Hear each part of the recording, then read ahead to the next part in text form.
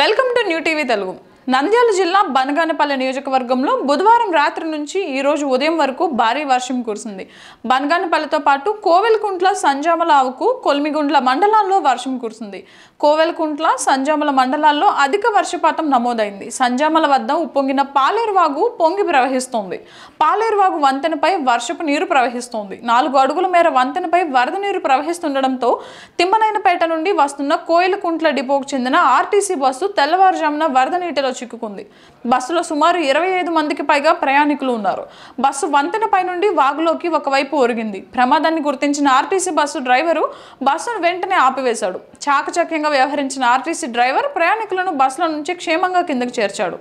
క్షేమంగా బస్సు నుంచి బయటకు వచ్చిన ప్రయాణికులు ఊపిరి పీల్చుకున్నారు. పాలేరువాగు వంతెనపై నీరు ప్రవహిస్తుండటంతో సంజామల తిమ్మనేనిపేట రహదారిలో రాకపోకలు నిలిచిపోయాయి.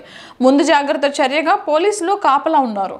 వాగు ఎవరు దాటకుండా రక్షణ ఏర్పాటు చేశారు. ఉమ్మడి కర్నూలు జిల్లాలో భారీ వర్షాలు కురిశాయి. వాగులు, వంకలు పొంగి ప్రవహిస్తున్నాయి. రహదారికి అడ్డంగా నీరు ప్రవహించడంతో రాకపోకలకు అడ్డంకిగా మారింది.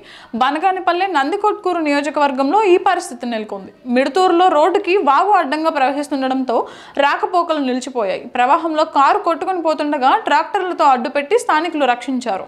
కారులో ఉన్న 2 క్షేమంగా బయటపడ్డారు. వర్షాలకు ఓ ఇల్లు కూలిపోయింది. బనగానపల్లె నియోజకవర్గంలో కూడా భారీ వర్షం కురిసింది.